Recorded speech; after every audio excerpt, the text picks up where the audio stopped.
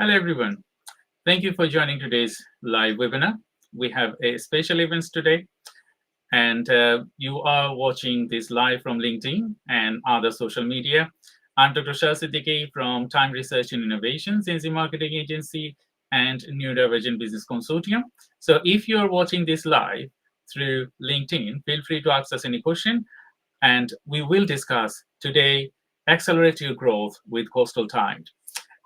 Coastal Tide is a business based in Southeast, and we have the CEO and the founder of Coastal Tide today with us, Chris Silverstone, and I will introduce him in just a few seconds later. But before I introduce him, please feel free to ask us any question that you wanted to do.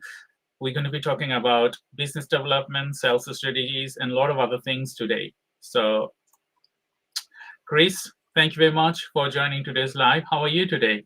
Very well, thank you, Dr. Shah. Thanks for having me. Okay, it's been a long time you're working, and we've been solving problems together. Some of the technological problems, some of the other problems. So thank you very much for working with me and working with TRI and 𝐶𝐶 Marketing Agency.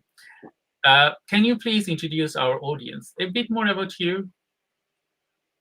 Okay, so my name is Chris Silverwood. I set up Coastal Tide about 12 months ago. And the reason for it, from my perspective, was have spent the best part of 25 years in sales and from every position, from carrying the bag all the way up to sales director and then country manager. So, you know, quite a lot of experience, but experience across different industries and different sizes and types. So I've worked in food industries, FMCG food companies, big companies like Weetabix and Kerry Foods, and then in consumer health care companies like Boehringer Ingelheim and Bayer Consumer Healthcare. And then a number of, latterly, a number of SMEs across varying industries. So apparel, you know, so workwear, PPE, fashion, clothing, chemicals, manufacturing business, skincare products. So, you know, a real mix of industry sizes from large corporate all the way through to SMEs and mix of products as well. So a lot of experience. So I decided, well, look, why don't I just come out into the market and really look to help companies translate their vision, I suppose, and into tangible growth. And really, for me, the one word that I use quite a lot is trying to really drive momentum and impact. So making an impact every day in some shape or form, and driving that company's vision to reality quicker and more efficiently. That's great, Chris. And to everyone, if you're watching this live on LinkedIn or any other social media, you can ask us question through the comment box. So feel free to ask us any question that you may have.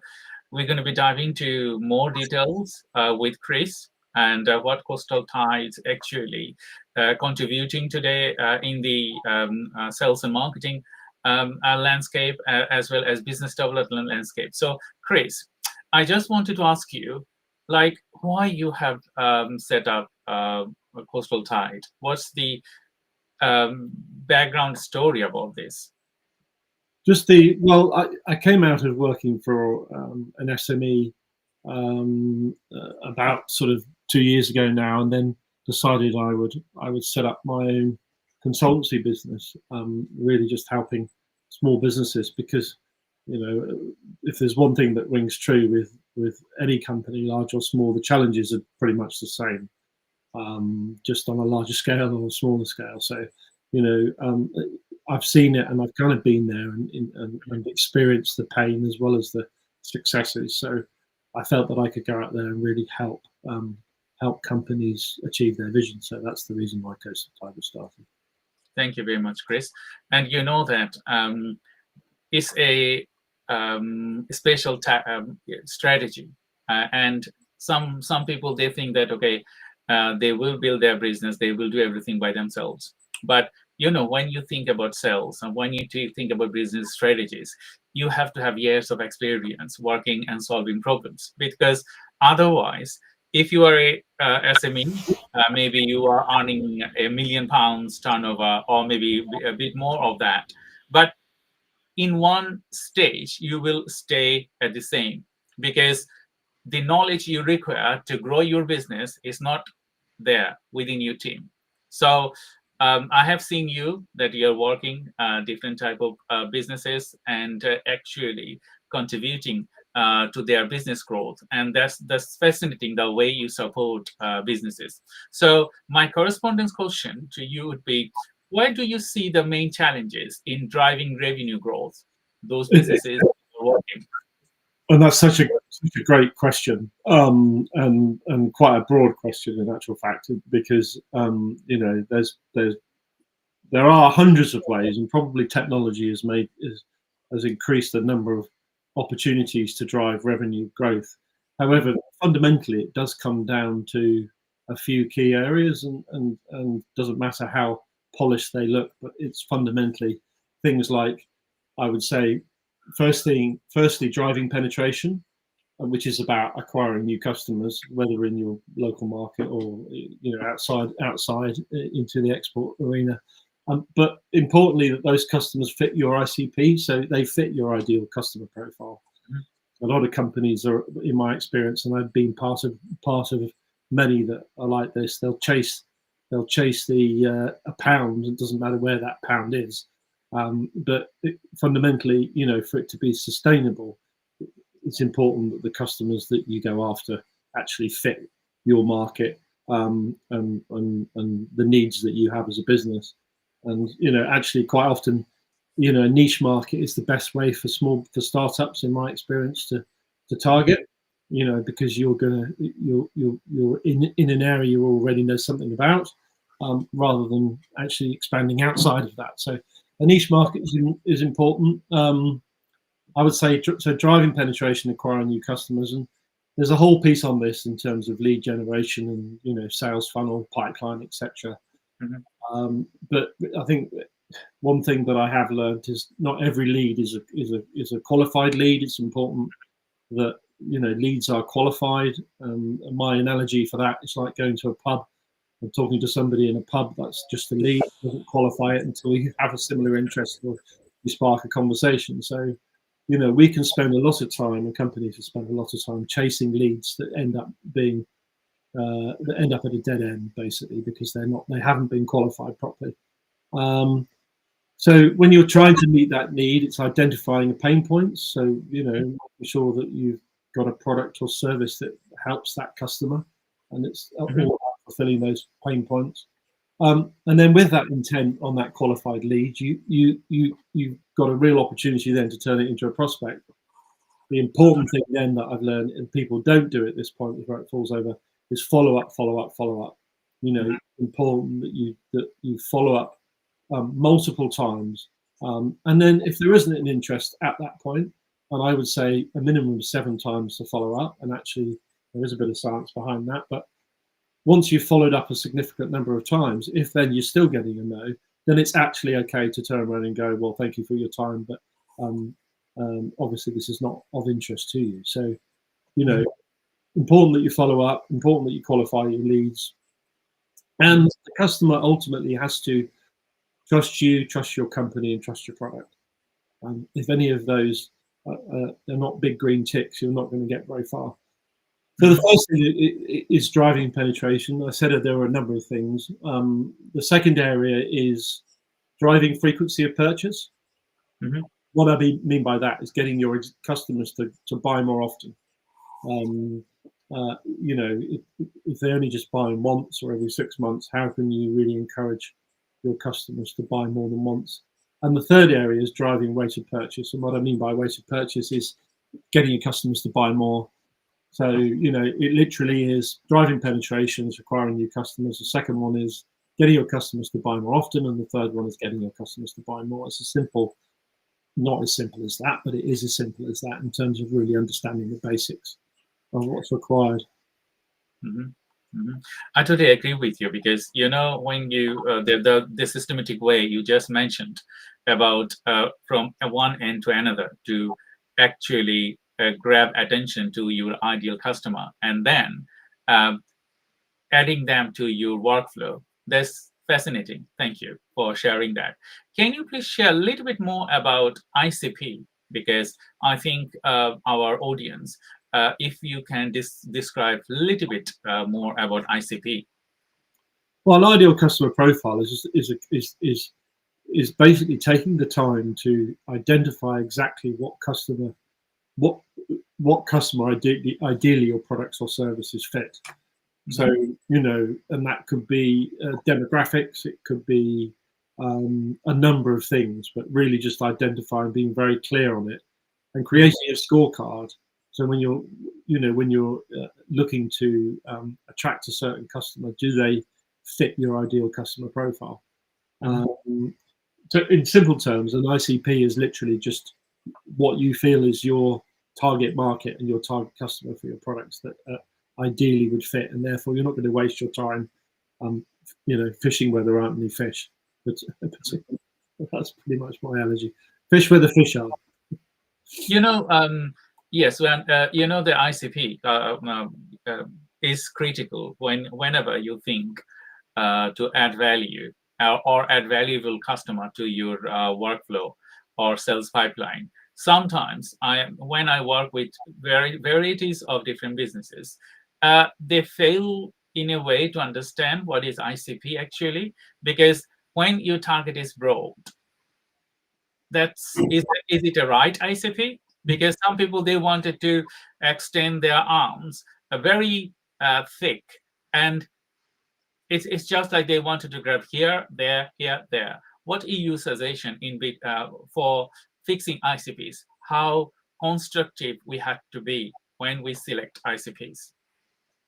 Yeah, because and I think you can be very general with an ICP, but you're basically describing in your ideal customer profile in very simple terms your buyer. So you're describing your buyer and you're saying, how is that buyer of your products or services a great fit for your business based on attitudes that you could specify in your scorecard, like demographics, pain points, certain behavioral types, but keeping it really simple. I think that's the and it can take a bit of time to pull this together. And what has helped in the past for people to really get their head around this, if they haven't got an ICP, is to go out there and talk to people. So, I think we forget that sometimes. So, even just having conversations face to face with people, or producing questionnaires that you can send out to certain people to obtain feedback. And I think that's, when you're very close to your business and you're operating at this sort of distance to it, it's very hard sometimes to really get to grasp of what it is that people really need. So, getting out there and talking to people is a critical part of producing a really accurate ICP.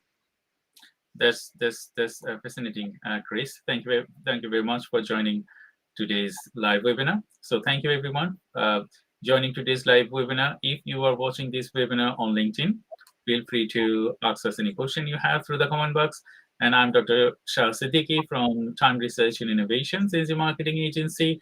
And I have Chris Silverwood from Coastal Tide. And we're going to be talking how you can grow your sales and accelerate your sales. And Chris has years of experiences, and we're going to be diving into more detailed how you can really customize your sales funnel and then get results from there. And Chris, when you're working with different type of sales excellence that you mentioned, can you dive into a little bit deeper?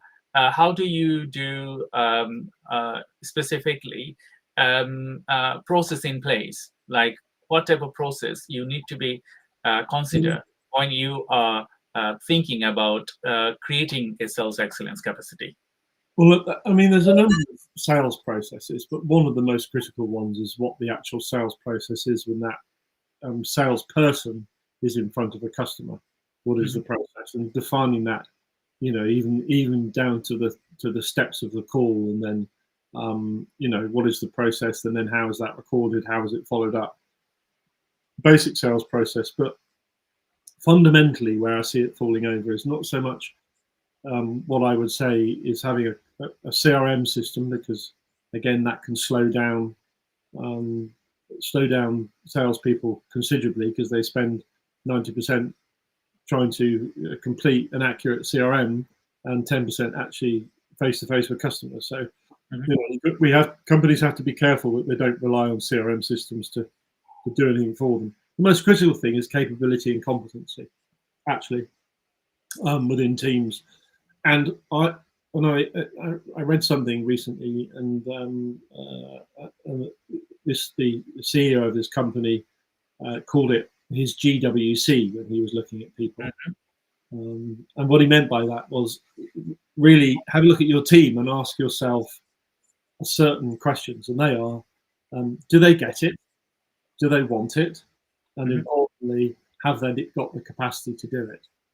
So you'd be surprised. The most successful companies are the ones where people really care at every level about what they're doing.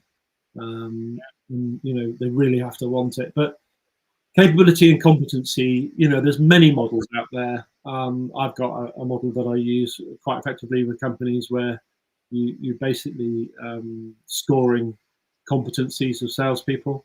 And I would actually go out with a salesperson and sit in on a meeting and not in any policing type of fashion, but in a supportive way, so that I can be constructive and really help show them where they can perhaps be more effective in what they're doing in that sales call. So capabilities and competencies is such an important part. And then, really looking at the people you've currently got and asking yourself if you've got the right people on the bus, if you've got the right people on the right seats, doing the jobs that they're good at doing, or not, and that's a really important aspect to look at as well. Because when you've got all the right people on the right seats on the bus, then it's a pretty simple process then towards getting to your goal.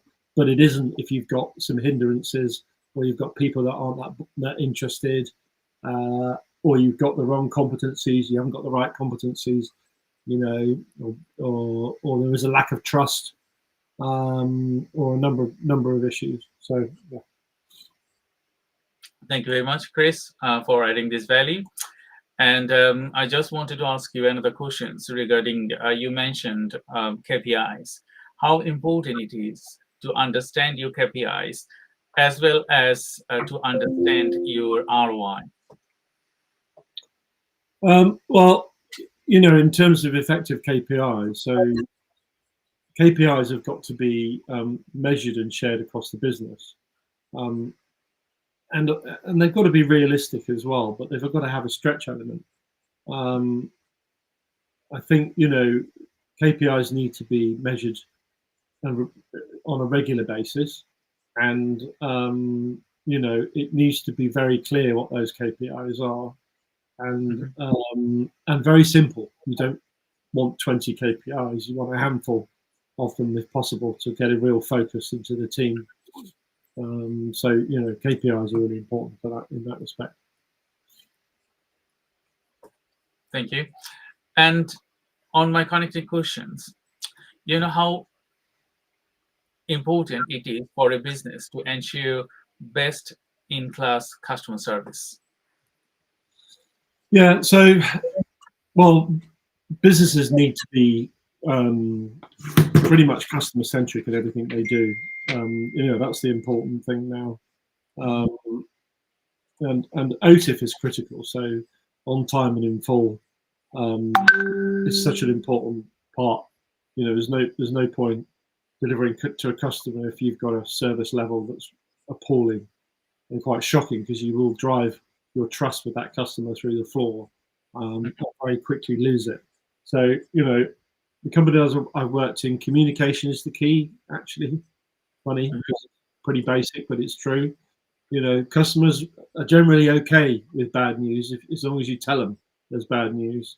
Where they're not okay is where you don't mention it. And I've dealt myself with all the big retailers in the UK over my career, and one of the big things I've learned is that if you're gonna fall short of expectations, just be honest and communicate it effectively and on time and prior to it happening. So don't say you're going to be 4 pallets short on delivery on the day of the delivery.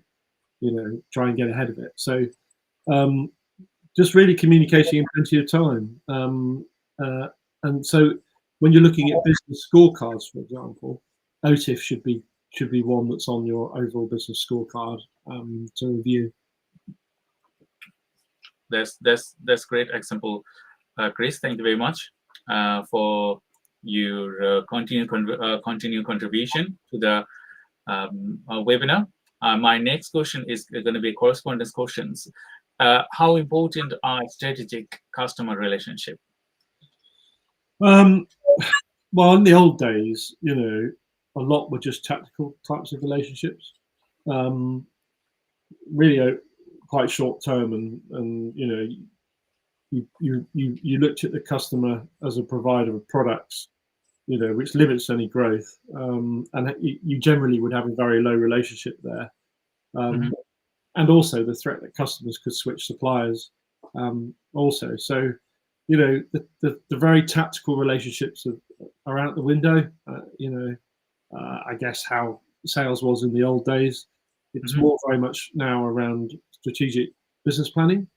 So having a joint business plan with a customer where you're sitting down with them and you're engaging with them about what the plan for the year would look like.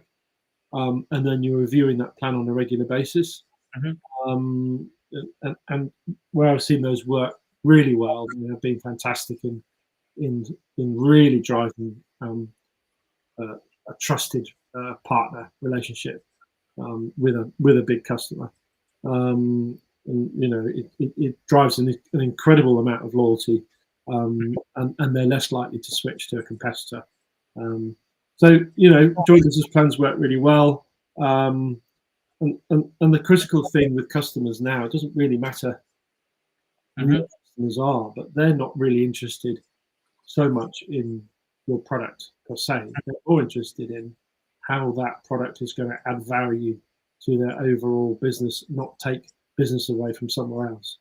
So in the old days where you talked about a product, and you wouldn't be able to do that even 20 years ago. For example, with Tesco's, you couldn't walk into Tesco's and talk about your product without them saying to you, well, what's your suggestion should come off the shelf before we put you on the shelf? So it's very much about data-driven insights. It's about having a lot more information now, and almost as much information as your customers have. And that's where you need to get to. You need to get to a point where you understand the category that they're operating in. You understand the consumer behavior and the shopper, which is another discussion, but they're two very different things, a shopper and a consumer. Thank you very much, Chris. So I know that you have worked and you have relation with a big retailer in the UK. Can you briefly share your experiences with our audience?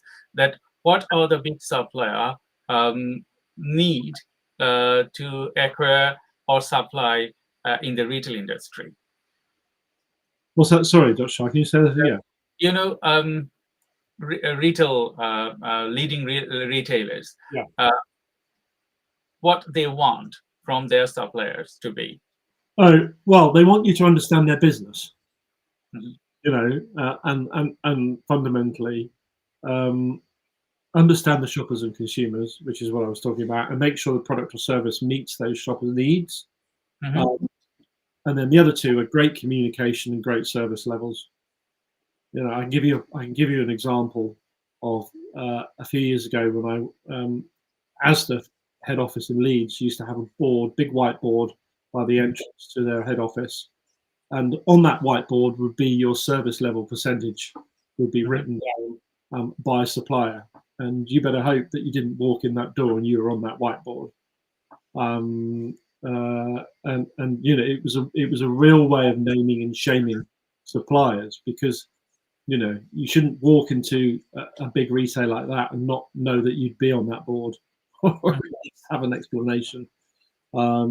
So you made sure that you weren't on there. So again, service levels and communication. Mhm. So, when you talk to a retail company, big retail company, when they select distributors, what are the most important factors to consider? Um, I think there's been a real shift from big retailers Mhm. that really want to now engage with small and trusted suppliers because they're looking for innovation. Mhm. They want people to bring innovation to them and diversity to their customers. And in fact, some of these larger retailers have their own innovation departments now, where if you're a small SME and you've got a great product and a great story behind it and you're passionate about it, but you haven't quite got the funding or you have no idea how to approach it. Mhm. Certain retailers now have, as I say, these innovation departments where if they believe in the story and they think it's going to be a good product, they'll back it. Mhm. So they'll put some funding up front to back the product if they believe it's a horse worth backing. So times have changed a lot now. I think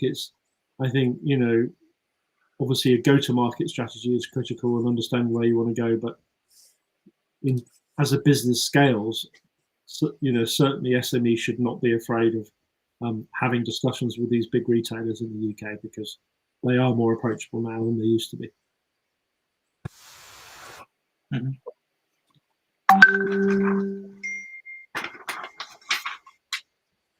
Sorry for the interruption. I think nowadays you use your computer to do a lot of different works. So sometimes you get this twinkling sound of the messages and other things. So please excuse me for that. So we are here today to talk about accelerative growth with Coastal Tide, and we have Chris Silverwood with me, and he's working in the industry for many, many years, and we're going to be sharing his core understanding and thoughts with the audience for you to excel your growth. So if you wanted to contact Chris directly, you can reach him through LinkedIn and any other social media. And with Chris' experience and the way he lead team, it's different and as usual. So Chris, we're going to go to our next conversation. But before I go to our conversation, I just wanted to share the Coastal Tide website with the audience, and then we're going to be going to discuss further, dive into more details. So just give me a couple of seconds. So you can see the Coastal Tide website. So if you go to coastaltide.co.uk, you'll be able to see the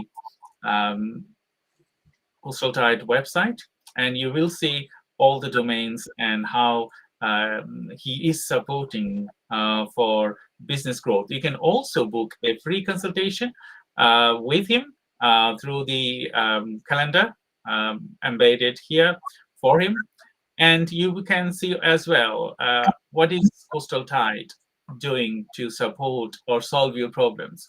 So you can see a explainer video, boost sales with credibility with Coastal Tide. I will not play this video now, but if you want to go to coastaltide.co.uk, you can find those information and why you should choose Coastal Tide. So there are another video here, and Chris has talked about why is the best choice for you to select Coastal Tide. And you can also see here about the companies, all the companies that Chris has already been worked, and more future companies are going to be onboarded, because I know that Chris is working a few more companies at the moment.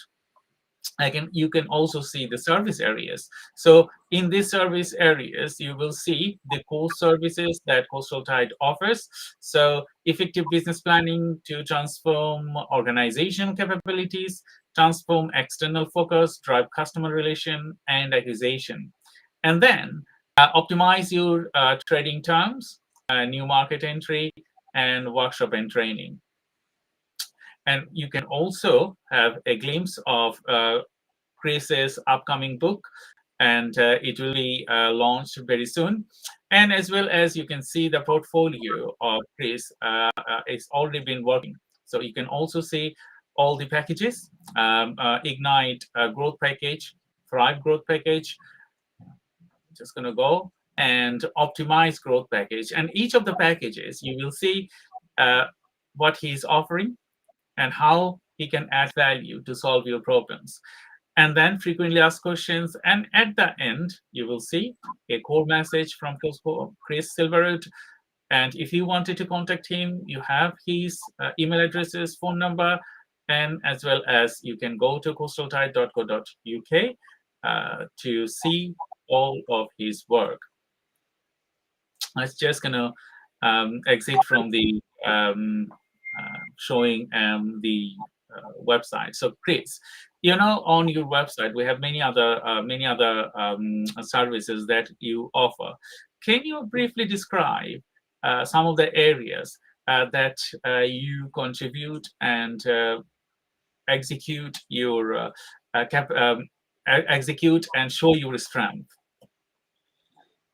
Well, I think I've worked in a number. Thank you, Dr. Shah. I've worked with a number of companies that have had distributors or agents for parts of their business. And in fact, when I was working in Big Pharma, we had one particular third-party distributor who was looking after a significant chunk of the business. And then we had another third-party distributor looking after another channel, which was the convenience channel back in the day. And that particular company, and I won't say who it was, went under at very short notice, and we were left with a hole of about £1 million. It was £1 million a month in sales that suddenly came to a stop. That I had to try and fill it quickly, and it forces you into looking at how important distributor selection is. Weighing that up with the sense of urgency that you had because you're losing a huge amount of sales every single day because this distributor's just gone bust, to finding another one who could take that on and seamlessly and make it effective. So that was a really interesting learning curve for me, but managed to turn that around in effectively less than 30 days. And not only that, but obviously negotiate a far better deal out the new distributor versus the one that we had previously. So a number of things over the years came out of that, which is it's really important to create a scorecard or to ask yourself some fundamental questions when choosing the distributor. Don't just get into bed with a distributor because you think that they're right for your business or you like them. It's not about liking somebody. It's about, it's important that you can work with them, but there's some other fundamental questions you need to ask. It's like, do they have the coverage that you need? So do they cover the right geographies? It doesn't have to be in the UK or outside the UK or both. Are they experts in your industry, and do they have good trade relationships? Really important to ask simple questions like that, because you can appoint a distributor and find out they don't have, or they could have relationships with the people that you want them to have relationships with, but not particularly good ones. So what's that relationship like with the distributor and their customers? Do they have a good reputation? Quite easy to ask the right questions and find that out. And obviously the other one is, are they financially stable? I think when you've been like I was over the years, that's kind of at the top of the list, really, to make sure that you've got some stability there. Do they have a skilled sales team with the technical know-how? Not all products are that simple. Some products are a lot more technical than others. So, how technical are they? And can they represent your brand in the right way? I've worked again with a distributor once who took some business on for us. But then what I will call our share of voice was minimal, because they'd taken on so much work, they had so many clients that my analogy of the way to describe it is that we were the last page of the book. So products that the distributor would talk about for us was the back of the book, because by the time if they got to it in the time they had with the customer, then so it's important that you really understand the share of voice you're going to get and who else they are representing. So who else are these distributors representing? Obviously you don't want to be going into bed with a distributor who's also selling a competitor product of yours. But important to understand that you get a really good share of voice and share of time. That's really critical, that part of it. So distributor management, I would say, is a key thing. Thank you, Chris. Thank you very much for adding value to the network. So everyone, you are watching today on LinkedIn, Accelerate Your Growth with Coastal Tide. And we will dive into more details and share how you can grow your sales pipeline and how actually you can contribute and get solid results from your sales pipeline. Chris, when we talk about sales and marketing and digital marketing and business development, all are in different areas. People sometimes they fail to understand that on each domain, you need someone specialized person to grow your sales to the next levels. How important it is to tailor the methodology with a specific person like you or others to drive sales growth? So just rephrase that then, Dr. Shah. I'm just trying to... When you select growth partners, how important it is to select the appropriate growth partners to grow your sales rather than considering a lot of different things at the same time.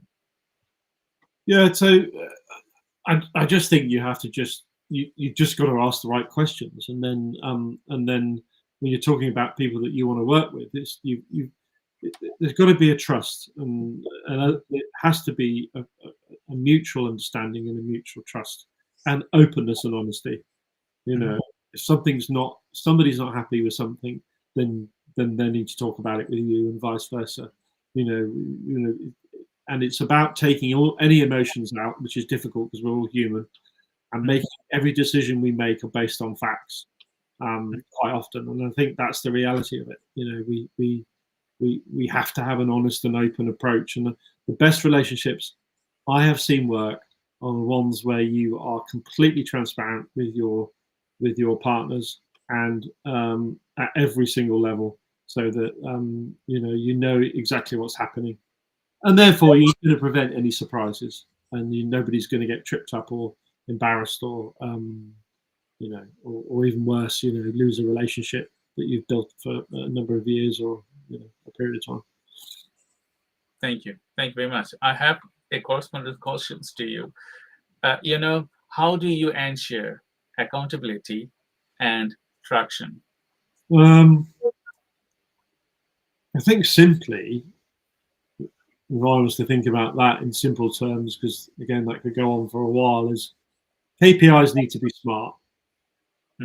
Specific, measurable, achievable, realistic, and time bound. That's pretty much, and people forget. I've been in businesses where teams have no accountability, poor communication, and it basically just stagnates and ends up in chaos. So, I think it's important that the KPIs are smart, but also the business. I think what people forget as well is that it's all about setting salespeople KPIs. The business, for a business to be able to get to its vision, whether that's its 5-year vision or whatever that is, the business has to be able to track and make people accountable in every department. In fact, what I say to companies is, whilst it's important that salespeople have KPIs, what KPIs do you have in your operations department? What KPIs do you have in marketing? What KPIs do you have in finance? And quite often you'll find that there aren't specific KPIs. Now, if you pull those together for a business, you end up with quite a nice scorecard. And on that scorecard, that's something that the business can review as a team and review together. So in basic terms, I've always said define 3 to 7 priorities the businesses must accomplish in, say, the next 90 days. What are your big rocks? And what I mean by that is, what are your big challenges? What are the things that might get in the way? And tackle those first. Make your meetings weekly to really drive traction and momentum, and and really to get people to take action. So it's important that people are made to stand and deliver, and that people are accountable for certain actions. Basically, with KPIs, anything that's measured and watched in life improves. So whether people like it or not, people like to know what they're supposed to be doing, and quite often they're left in the dark. I've been working with a company, or have worked with a company in the past, where they didn't really have a structure in place, and even the feedback from the team said that they didn't really know what they're supposed to be doing. So no surprise the business wasn't achieving its goals. So really important. Create a business scorecard. It really creates a pulse in the business. It really creates a pulse, because people know they're going to have to stand up and talk about what's worked well and what hasn't worked well, and where they need support. And then you red flag any areas that are off track. It really then helps create better focus and awareness across the business. So KPIs aren't just sales KPIs, because I know a lot of companies, when the word KPIs comes up, it's always related back to sales teams. Businesses need to have very defined KPIs and departments. Thank you. That was a great answer, Chris. I'm just going to share my screen one more time to talk about an announcement. So everyone, I and Chris, we are going to be doing a live training for Sales Funnel Accelerator to expedite growth, reduce cost, and drive success. And it is 24th of April in Fairham Innovation Center. Those you are in south of England, you can register through LinkedIn, as well as be ready to talking about sales growth. And we're going to be, I will present, Chris will specifically tailor his methodology, how you can grow a sales pipeline.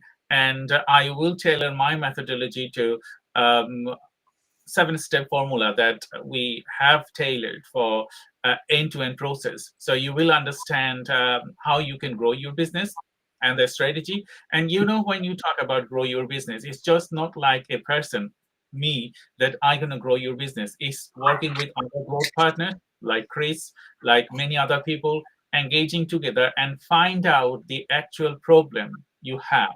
Because if you do not find out the problems, as Chris just mentioned, is KPI. It's not KPI for only sales. It's going to be KPI for your other performance as well. Because nowadays, technology plays a key part of any business if you want it to grow to the next level. So if you do not keep your KPI for technology, if you do not see your KPI for any other resources, then you're going to be fall apart. So what we do, we work together to support individual businesses to tailor methodology to go to the next level. So when you go to salesfunnelaccelerator.com, if you go to the process, you will find end-to-end 7-step methodology. And this 7-step methodology, we have different growth partners to work with through, from technology, from sales, from business developments, and from so on. So we're going to be combining together our methodology to grow your business. And an integral part of this journey is Chris Silverwood. And feel free to go to our LinkedIn page that we're going to be talking about how you can grow your business, specifically sales, and as well as the 7-step formula. So I'm just going to come out from my screen share.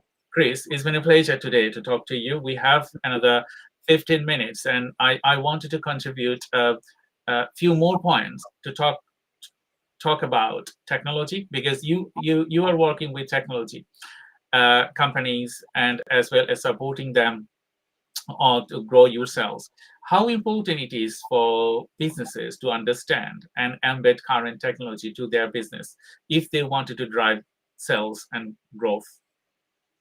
Yeah, I mean, technology is super important now.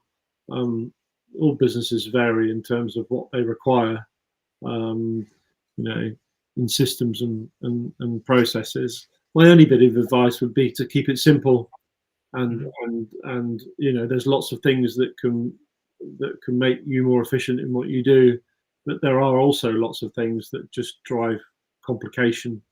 And push out efficiency and simplicity. So, one of the things I would always advocate is that, whilst I'm not 21 anymore, Dr. Shah, I'm certainly not not tech averse, but I would say that people just need to take a pragmatic view on what's right for them. And it's not my job now to talk about various systems or processes, but I think technology definitely helps, but we just have to take a pragmatic view on what's going to make real value and what's going to take away value. So if people, they wanted to book a session with you, I know you have a few more packages embedded to your website. How do they contact you? They can contact me at chris@coastaltide.co.uk. Or you can go onto the website, www.coastaltide.co.uk, where you can request a meeting with myself there. So that's the best way. Also on LinkedIn, you'll see on LinkedIn that you can also request a meeting through my LinkedIn page. So yeah, there's numerous ways you can get hold of me. Okay. So I think Terry is watching this live, and he just sent a message. Okay, he just said that, Chris, you are doing fantastic and delivering the webinar. Say thank you from me. Thank you, Terry. Appreciate that. Yeah. So Terry Arnold is another of our partner, I would say. We work together. He has extensive knowledge and working in the industry to drive digital marketing. And we contribute together in some of the collaboration and projects. So thank you, Terry, for your message. And thank you, everyone, for joining today's live webinar. If you wanted to ask us any questions, so last 10 minutes, we're just going to answer your questions. So Terry, if you have any question to Chris, could you please ask? I know you are watching, so it would be better if you can ask a specific questions to Chris. Otherwise, we're going to be continue our conversation another few minutes and end this program. So anyone you're watching this live webinar, please feel free to ask your question. And Chris will try to answer those for you. We're just going to wait a few more minutes. And while we wait for the questions, Chris, I just wanted to ask you another thing, because you also work as a business strategist to lead people to develop their business plan and a lot of initial work. How important it is for a business to have a business plan and develop it with a strategic person rather than not having a business plan? Well, firstly, there was a survey conducted by a marketing company recently across 2,000 SMEs, and they found that 54% of those 2,000 SMEs did not have a business plan. Okay. And when questioned why, the owner said, "Well, it was in his head." So, I think one of the important things is well, not to have it in your head, ideally, because obviously, it's good to share what your thoughts are and your vision is. But I think it's really important to have a plan, but not to keep that plan to yourself. The best way to get that plan alive is to get people on that journey with you and to get them to believe in that plan. So, a lot of companies are afraid of doing that. They're still a little bit old school in terms of create and push, Mhm. rather than involve, and then deliver. So, Okay. you know, I think get people involved, and actually the people that have been working for you, you know, and understand the business and are the coal face, they're the people that have probably got some of the smartest ideas and Mhm. some of the best things that will come up. So, you know, I seem to have disappeared off the I off there think, for some reason. yes, I think your camera The camera's is, just on, but I haven't just disappeared into that swimming pool, by the way. yes. So it might be a good opportunity to bring it to a close. Then I don't know why the camera's gone, but sorry about that. Yes, I think your camera just disconnected. So I would say thank you, Chris, because we are just nearly end of our session, and Chris has a technical issues. So please stay on the line, Chris. I'm just going to say bye-bye to the audience, and then uh, uh, end this conversation. So we have a technical issues from Chris's end. Otherwise, we would have stayed a few more minutes to answer some questions, or maybe continue this conversation. So you have, I hope you have enjoyed today. Accelerate your growth with Coastal Tide. So if you wanted to ask any question, feel free to reach Chris. He has tons of knowledge and experiences for you can ask any question related to business growth, sales strategies, business plan, and a lot of other things. Chris is supporting businesses, SME sector, and corporations. So if you think that he's the right person, feel free to contact him. And thank you very much for joining today's live webinar. And I'm Dr. Shah Siddiqui from Time Research and Innovations, 𝐄𝐯𝐞 Marketing Agency, and a New Divergent Business Consortium. I will have next week more live events with you, for you, and with some more guests. Until then, stay tuned. Please like, follow, and share our work on social media. And if you have any problem, feel free to contact me or my team, as we're going to be working together to solve your technology problems, marketing, and as usual, other developments like AI, and a lot of other things that we do together to solve problems. So until then, thank you very much, and stay tuned, and bye-bye.